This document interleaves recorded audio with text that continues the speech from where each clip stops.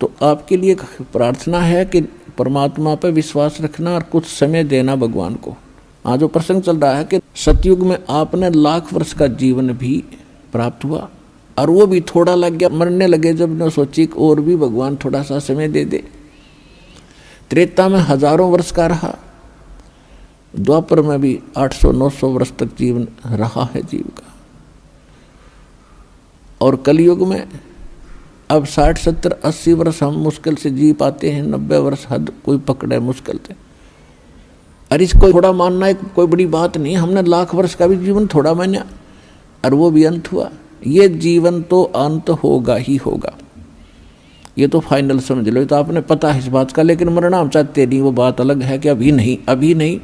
जो मर चुके हैं वो भी ये सोचा करते अभी नहीं। कति स्वस्थ व्यक्ति और खूब फैक्ट्री लाग रही, लाखों करोड़ों अरबों रुपए की कमी नहीं, अपने ही हेलीकॉप्टर से मृत्यु को प्राप्त हो गया एक्सीडेंट होने से, और अब क्या बनेगा, गधा बन के घूम रहा होगा। मृत्यु वो भी गया, या मृत्यु कोई अचंभा नहीं है, ये तो यूनिवर्सल ट्रूथ है। लेकिन इस मृत्यु को से बचने के लिए अब तरीका है, मालिक की शरण में आओ।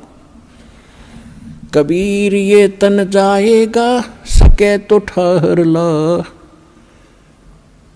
एक सेवा कर सतगुरु की, फिर गोविंद के गुण गा।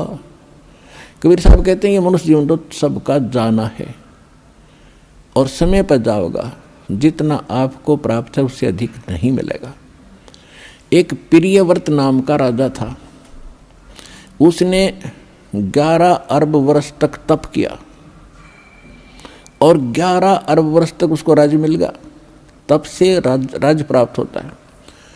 अब 11 वर्ष अरब राज्य करके जब वो मरण लगा, 11 अरब वर्ष तक राज भोग के इतने ठाठ माना हम तो राजा के। मरते समय जब यम के दूत उसको लेने आए तब उसने एक का प्रार्थना की कि मुझे कुछ श्वास और दे दो। बता, 11 अरब वर्ष में तो किला तोड़ा नहीं, ये कुछ सांसों में तो किला तोड़ देगा। यम के दूत कहने लगे खबरदार, तेरे ताई एक भी सांस लेने का आदेश नहीं है, और टीटी भी पकड़ कर घसीट ले गए उस राजा को। और यहाँ परमात्मा क्या कहते हैं, जम जो राजा से डरे और मिट कर्म के लेख, अदली असल कबीर हैं ये कुल के सतगुरु एक। मासा घटे न तिल बधे, विद ना लिखे जो लेख, और सच्चा सतगुरु मेट करवाई ऊपर मार दे मेघ। क्या कहते हैं भगवान कि जा सतगुरु की मैं बलिहारी, जो मेटे जम तल बाणे नू। क्या बताया भगवान ने अपनी महिमा में कि उस सतगुरु पर बलिहारी जाऊं जो यम के तलबाने यानी तलब किया जाए यमराज के द्वारा, जिसको बुलाया गया है और यम के दूत लेन आगे, कहते हैं उसको वापस कर दे, भाग जाए यहाँ से, ये नहीं आएगा, ये हमारा बच्चा है, तुम इसके निकट नहीं आ सकते। यानी उसकी उम्र बढ़ा दी, कर्म की रेख काट दी, मिटा दी, वो अंत था वो समाप्त कर दिया और आपकी आयु एक्सटेंड कर दी, बढ़ा दी।